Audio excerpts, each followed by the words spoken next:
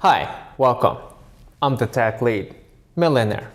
Now, most people have no idea what money is. Today, I wanted to give you 7 thought experiments about money to help you better understand it. In this insightful video, TechLead shares profound money advice through 7 compelling thought experiments.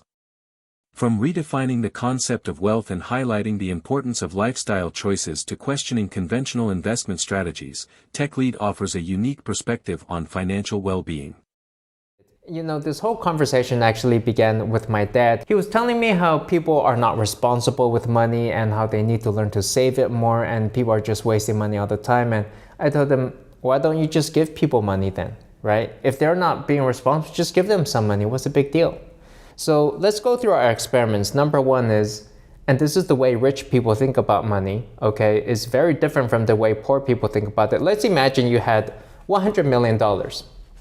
So assuming you had $100 million, you would actually realize that you could go spend and buy whatever you want, and there would be no need to really be truly financially responsible, at least for your personal consumptions, and you couldn't actually really save your way to any more wealth. Sure, you could try to save on a few lunches here and there, but if you have $100 million in bank, it's just not going to make a single difference.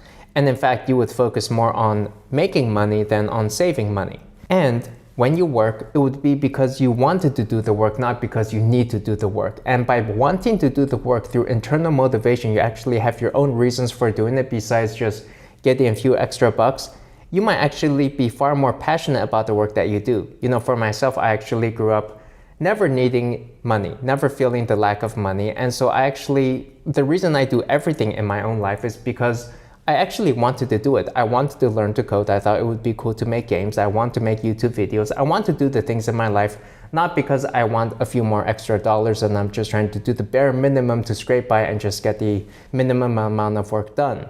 And research shows money is a very poor motivator. So in this world where it seems everybody is operating out of this scarcity mentality where everybody just needs more money in order to survive, I think maybe we should be imagining more of this abundance mentality where maybe there's just enough for everybody to go around. Imagine you have like say $100 million, then what would you do? And maybe that's the action you should be taking. And so here's one analogy. Let's imagine there's a child who's trying to save up some money. They have a few bucks, and using this money, they can buy candy, a book, or go to the zoo. So you ask the kid, which one are you gonna do? And this is essentially what modern day people do. They're in this scarcity mindset. And my answer should be just get it all. Right? Just get the candy, get the book, and go to the zoo. Just do all of it. And you might find out later on that you don't actually want all of it. You only have enough time to maybe go to the zoo and that's all you want. You don't want to eat the candy because it's going to give you cavities. And the book, maybe it's a waste of time, or you want a better book, or you just don't have time to read it. And you're just going to figure out what you actually want. And maybe you weren't really constrained by the finances in the first place at all. And you figure out what you actually want to do. And so the way I see it, there may be a case to be made to just go buy whatever it is that you want as far as personal discretionary spending goes, personal consumption. It's like, how much can you really spend out there?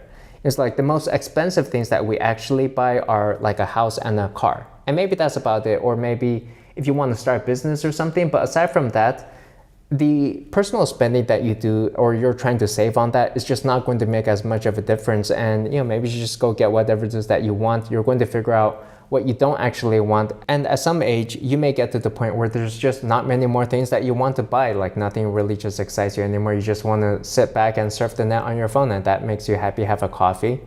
And that's enough for you. And so just imagine those people with millions of dollars in the bank. Do you think they teach their kids to save on lunch packs and save on leftovers and not buy the things they want? It's just not going to make a difference to their bank account. And what they probably are teaching their kids and teaching themselves to do is how to make money, because that's the only thing that's going to make a difference to their bottom line. How to invest that money, how to start businesses, and not so much on like, hey, you have to be responsible to not buy that or not buy that and save here and there. That's not going to make a difference. TechLead shares 7 thought experiments on money, exploring the mindset of the wealthy and challenging conventional views. He emphasizes the importance of passion-driven work over mere financial survival, drawing from his personal journey of growing up without financial constraints. TechLead advocates for an abundance mentality and encourages personal spending, suggesting that true wealth lies in a fulfilling lifestyle rather than strict frugality. The tech guru challenges the traditional notion of teaching kids to save on expenses, emphasizing the importance of instilling a mindset of making money and wise investments. Overall, TechLead prompts a re-evaluation of the relationship with money and advocates for a balanced and purpose-driven approach. Now, moving on to lesson number 2, it is, let's imagine, here's another one, that I give you $100,000. Let's imagine I give you 100K. How's your life going to change? Is that going to allow you to quit your job? Probably not. Is it going to allow you to go buy that new iPhone? You could probably have afforded it anyways if you wanted to. So I think what you find is that this amount of money, even if you're to get an extra 100K in your bank account, it may not really make a difference at all for a lot of people. Like it's not life-changing money. It just adds another digit right there, and you're just going to save up for retirement, and maybe you'll spend it in the last 10 years of your life. So you're just going to keep it in your bank account, and you're just not going to touch it for many, many years. So the thing to realize is that you don't really need money. What you need is a lifestyle for many people. Because even if you give a homeless person 100K, it's not like they can buy a house now. I mean, they're still going to be homeless, okay, you guys? So they're on the streets begging for quarters, pennies, dollars, and it's like you can give them $100,000 and it's just not going to make a difference in their lives. Maybe they should get a job that they enjoy, and that's actually going to change something for them. Maybe they should acquire some skills. And so I think the thing for most people is it's not money that they want, but security. And just a peace of mind in knowing that they'll be okay even in their elder years. And there may be other ways to achieve that. For example, if you're kind to your kids, maybe your kids will take care of you later on if you make some friends. Or maybe you could even move to a cheaper part of the world later on. In lesson number 2, TechLead discusses the impact of receiving $100,000, emphasizing that while it may not be transformative for many, the key to a fulfilling life lies in lifestyle and security. He challenges the notion that money alone solves problems, suggesting that enjoying work, acquiring skills, and building meaningful relationships contribute more to overall well-being. TechLead encourages considering alternative paths, such as kindness to family, forming connections, or relocating to affordable areas, as essential elements for a satisfying life. Now, tip number 3 is, here's another one. Let's imagine that you cannot sell anything. You can only buy things. Why wouldn't you sell? Because you don't need more money. You've got enough money in the bank. So these are lessons that you learn if you become wealthy. You've got enough money and you don't really need to sell it. You're just trying to buy things. And what you learn from this is, let's imagine that you can either buy a house or rent that same house. But if you buy it, you cannot sell it. You just have to use it for the rest of your life. Would you rather buy or rent? You'd probably rent it. And you would learn that I believe a house is probably 99% investment and 1% actual utility. And most people are stuck up with the idea that they need to buy this thing in order to use it. They think they need to own it, whereas in reality, you can just rent it for a fraction of the cost. And so what most people are doing is they're locking up their money into investments, and they're not actually getting the utility out of this. So this is saying, well, let's just focus on the pure utility of money and not trying to conflate that with the investment purpose. So another example is maybe a Rolex watch. If you could buy the Rolex watch, but you could never sell it, would you still want it? Well, then you'd actually have to use it, because if you couldn't sell it, you'd have to use this watch, you'd have to wear it, you'd have to go around with it. And then some people would say, well, they didn't actually really want to use this watch because it's not very practical. They maybe rather have like an Apple Watch or something like that, Android watch. And then people would realize that the whole reason they actually wanted this Rolex was because they thought it would be a good investment, and they were conflating that. And if you really want a good investment, maybe you should just buy some stocks instead, or crypto, get some Bitcoin. And the same goes with designer furniture, cars. Let's imagine that the moment you drive a car off of the parking lot, its resale value drops to 0. How many people would buy cars then if there's 0 resale value? People would probably say, they're just going to rent a car and go around in that. And that is the pure utility. And it turned out the big reason that a lot of people end up buying some of these cars is they were planning to resell the car later on. They thought it would hold its value. And so therefore, they weren't actually deploying the full value of their cash. And they weren't actually spending the money. They were trying to invest it. Now, in tip number 3, TechLead explores the concept of not being able to sell items, emphasizing the importance of focusing on the utility of money rather than considering everything as an investment. He presents scenarios like buying a house or a Rolex watch without the option to sell, encouraging viewers to prioritize practical use over potential resale value. TechLead challenges the traditional mindset of ownership and investment, suggesting that renting certain assets might be more cost-effective and beneficial. He prompts reflection on whether one's desire for certain possessions is driven by utility or the expectation of future financial gain. Let's go to tip number 4, and that is, let's assume that you cannot give money. Now, what's the problem with giving money? Well, it's because most people, if you give them money, they don't actually use it or spend it at all for themselves. You give a student money, they're not going to use it to buy books. They're going to buy some Tesla, Amazon stock, maybe get some crypto, and they're going to save it. They're going to save it for their own retirement and spend the money when they're like 60 years old. And typically what you would want is for the money to be deployed and used actually right then and there. So there's a common problem with charities where a lot of charities, you donate money to some wildlife fund or something, and they don't actually use the money at all. They just invest it into stocks. And it's actually many, many years later that they actually deploy the cash to save wildlife or whatever the original intent is. And so what did they actually do? What did they invest it into? Amazon stock, Tesla stock, buy some cryptocurrencies with the same thing that you would do too. And so if that's the case, if they're just going to become an investor just like you and they're going to do the same thing with the cash as you would, then maybe you should just hold on to it and invest yourself. You may be a better investor than some of these charities are, right? That's not what they're good at. And so my belief is giving cash is not really useful because most people do not know how to deploy or actually use that cash. Most people are just going to save it. People are into hoarding and collecting it. So it's kind of like when I was a kid, I would receive money from my relatives, and to this day, I still have some of the cash because I just never used it. I hoarded it and collected that. Now here, in tip number 4, TechLead discusses the challenges of giving money, highlighting the tendency of people to save rather than immediately use the funds for their intended purpose. He points out that this issue is common in charities, where donated money is often invested rather than promptly utilized for the cause. TechLead questions the effectiveness of giving cash, suggesting that if individuals and organizations are likely to invest the money similarly, it might be more practical for the donor to invest the funds themselves.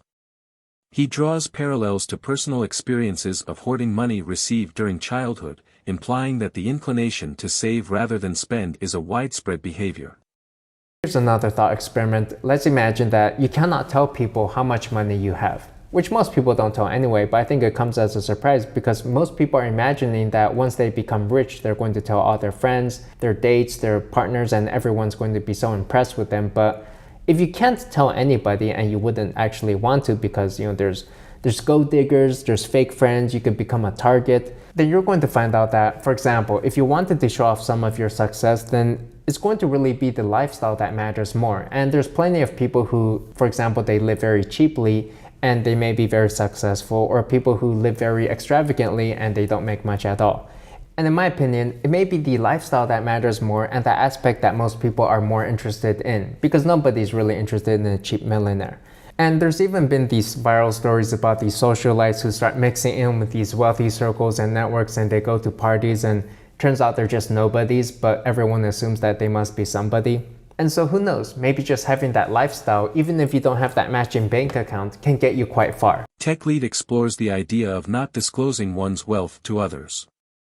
He suggests that the common belief of sharing financial success with friends, dates, and partners may not always be beneficial, as it can attract gold diggers and fake friends. TechLead emphasizes that showcasing a luxurious lifestyle could be more captivating than revealing the actual bank balance. He highlights instances where individuals live frugally despite being wealthy and others who lead extravagant lives with modest incomes.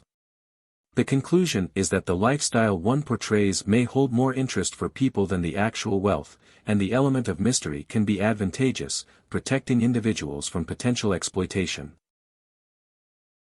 All right, thought experiment number 6 is, let's assume that you cannot invest in stocks, because I think investing in stocks is too easy. And so the problem is, I think we've been in a bull market for so long that most people naturally assume that if they acquire cash, then they naturally just throw it into the markets. There's a natural use for it. Everybody's got use for cash, you put it into the markets.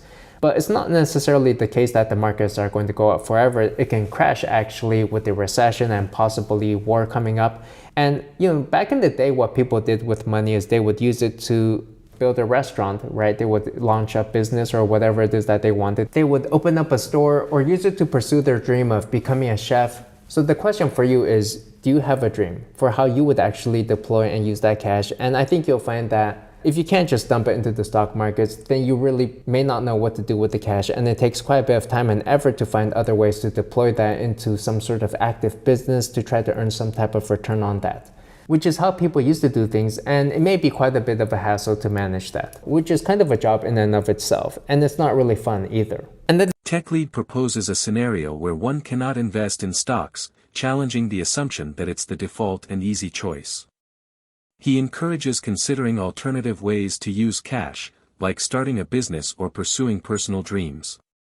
The thought experiment prompts reflection on whether individuals have a clear vision for deploying funds beyond traditional investments, highlighting the potential challenges and rewards of more active and creative financial strategies. the last thought experiment is, let's imagine that you cannot spend the cash. And the reason for this is so that you feel rich, because if you have like $1 million and then you spend 500K on a Lamborghini, well, that's lifestyle inflation and you're not rich anymore. And so with money, you only feel rich when you're able to maintain that lower standard of living. Not to mention that money typically solves money problems. It doesn't solve other types of problems. It's really just that business financial side, but it's not going to solve like relationship problems, people problems, or health problems, or time problems that you may have. And even though money looks like a good solution for everything, it can kind of solve every single problem. It tends to do so highly inefficiently. Like, sure, you can pay a spouse to try to be kinder to you, but is that really the best way to be friends with somebody? If your kid is misbehaving, sure, you could pay your kid to try to behave better, but they wouldn't really actually be learning the reason that they should behave better. And so money is kind of like having a hammer and then everything looks like a nail, and you're trying to use that to solve all your life problems. But in reality, maybe you should just try to limit your expenditure of that so that it's not wasted and that you solve problems the right way. In response to the final thought experiment, TechLead emphasizes the concept of not spending money to maintain a feeling of richness. He suggests that money primarily addresses financial issues but isn't a universal solution for problems in relationships, health, or personal development. TechLead likens money to a hammer, efficient for certain problems but not suitable for all. He encourages thoughtful spending to avoid wasting resources and advocates for finding appropriate solutions to various life challenges beyond monetary means. In closing, TechLead imparts valuable money advice through 7 thought-provoking experiments. Emphasizing the significance of lifestyle choices, strategic investments, and the limitations of wealth, he encourages viewers to rethink their approach to money. By considering these lessons, individuals can cultivate a more informed and purposeful relationship with their finances, ultimately paving the way for long-term success and financial well-being. If you were inspired and gained insightful knowledge from our informative reviews, please give us a like and consider subscribe to our channel Money Highlighted for more. Thanks.